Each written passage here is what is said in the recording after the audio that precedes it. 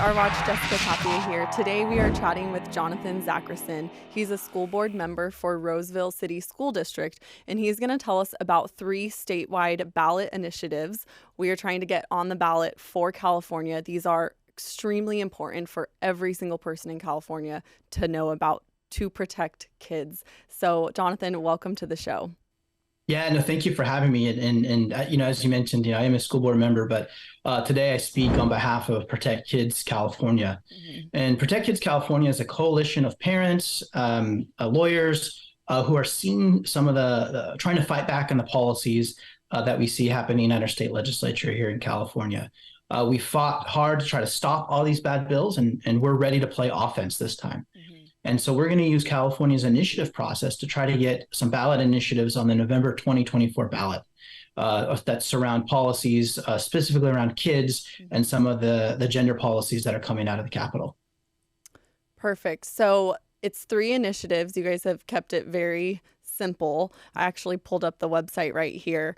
And so I'll read them really quick and maybe we can dive into them together because as you know, many of them hit home for me with why I was fired as a public school teacher. So first and foremost, requiring the parental notification from schools. We are seeing this policy being taken school district to school district, but at the moment, right, it's kind of a gamble as to whether a school district will vote in this policy.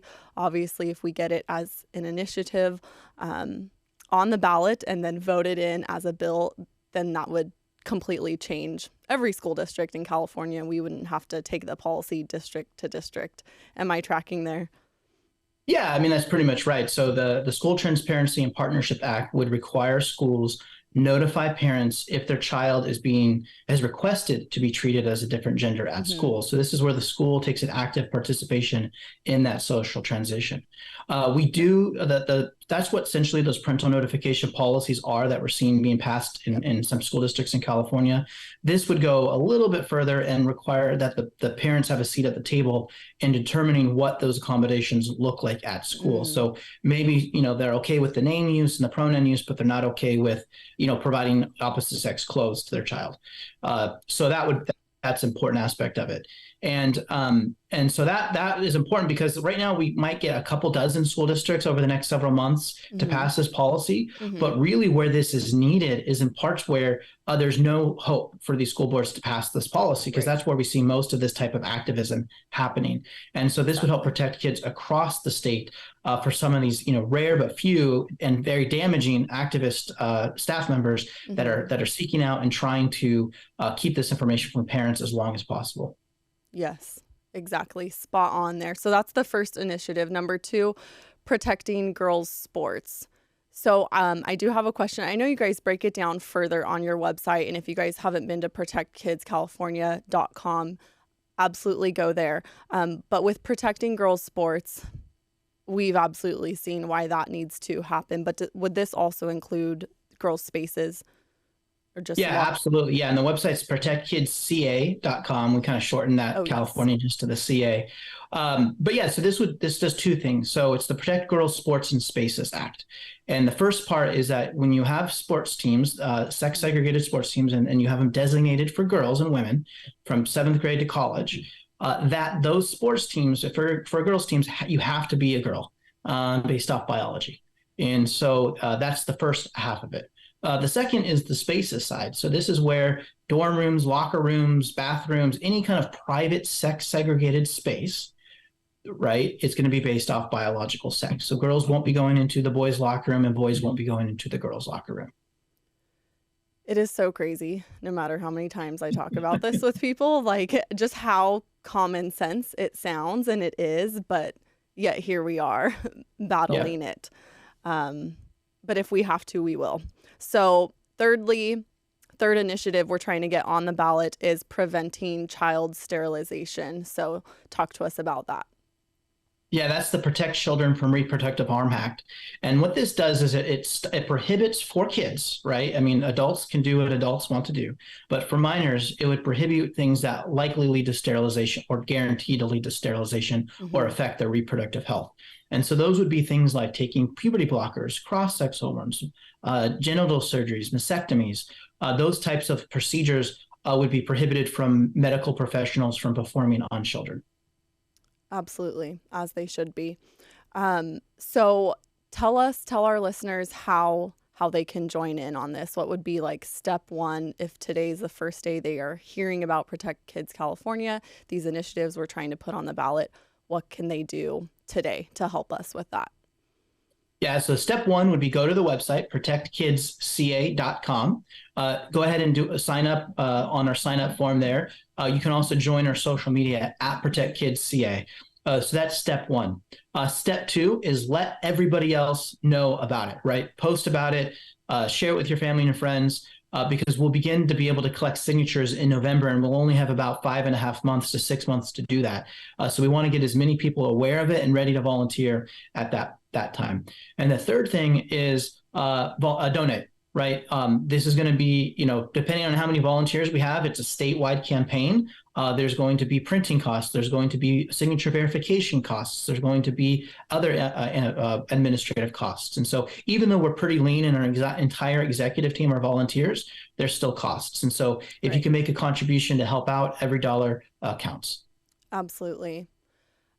So how did this all, maybe there was other people you partnered with, but how did this all begin? What Protect Kids California, I remember when you first shared it with me and I was like, yes, please sign me up. I mean, these are essentially the three things that as a public school teacher, I was fired for saying I wouldn't do. And so then to hear like, wait, we can change possibly the landscape of California, I'm in, I'm game. So how and when did this all kind of begin? And did you start on this organization? So it started probably with some of these bad policies that we started seeing them, more evident. I mean, your case is one of the of several cases that we're seeing in California, where just these horrible practices are being put in place, and we see the negative results of that. Along with some of the polling, right? We had the parental notification policy come out that was shut down in the legislature. We saw some polling on it. And we saw parental notification was very favorable in California, 65% of Democrats, almost 70% of overall voters. We saw other polling come out about sports, right? Most Californians disagree with the policies that California put into place 10 years ago, including a plurality of Democrats. So that's about 64% of Californians. And then a large majority of Californians too, and including 2/3 of Democrats, don't support the sterilization procedures that are being done on kids. And there's even a recent poll that came out with one of the most negative lights, right? Basically says, do you want to ban gender medical care for children, right? Sounds bad, but even that issue would have passed with Democrats and the California voters. And so we know that the policies are out of touch. And we said, you know what? These are horrible things that are happening, that the other side's going to keep getting away with this and keep going down this path. We want to play offense. We want to change the direction that's happening in California, put them on our toes, put us in the driving seat, and let's go forward and put these initiatives. And I think if, the hard part is going to be getting them on the ballot. Once they are on the ballot, it should be easy to pass. If we do that, it's going to change the direction of this conversation in California and across the nation. Completely. So I think you've given me a number before, but I don't remember exactly how many signatures do we need to get? We need 550,000 valid signatures, just under that. So our target is to hit 850,000 total, and that should give us a safe number to make sure that we hit that target without having to do a full count. Okay. Whatever I need to do to help with that, I'm in. So call on me. Awesome. Thank you. Yes. And hopefully your listeners feel the same way. Go to our website, protectkidsca.com. You'll get updates and you can learn how you can help. So one more question, because this has really been kind of on the forefront here in our community with the locker room issue that we have been seeing, hearing about from parents, discussing at a local school board meeting. AB 1266, would these initiatives essentially override that? It would, yeah. So for your listeners, AB 1266 was a bill passed in 2013 that essentially said that schools must allow children to use facilities and participate in sports programs that match their gender identity different, that even if it's different from their birth sex. That's what the law says. That was it. That was the change. And that's why we're seeing the ramifications of that policies in the first two initiatives that I talked about. Yes, so this initiative, the first thing it does is it strikes out that language and it removes that section of that Praise code. the Lord. That would probably be enough, right? We could go back to that, but we want to make it very clear what our intent is. We want to make it very clear that local school boards aren't confused about it. So we do add affirmative language protecting girls' sports and protecting their spaces in this initiative. I love that because I think and correct me if I'm wrong, the like name of AB 1266 is equal. Is it equal opportunity and success or something like that? I think I just very misleading. They're always misleading. Right. I was thinking yeah, I love that this is about protecting kids because that safety is first and foremost. Yes. From there, once we know that our children are safe, then we can bring about the opportunities and the success. But they want to, with AB 1266, go right into this is, opportunity and success for all, and such broad language and, like you said, misleading. Any last words for our viewers, just on anything they can do, any ways to support you personally, or the initiatives in any way that we haven't chatted about? Yeah, I mean, the number one thing is just to get involved, and this is going to be a big effort, but a very important effort. Mm-hmm. And now is the time, I believe, I firmly believe this, that we can get this on the ballot with the hard work. And that the good news is that if we get it on the ballot, it's very likely to pass. So you can see the polling, you can sign up, you can get more information. We're going to be having Zoom calls.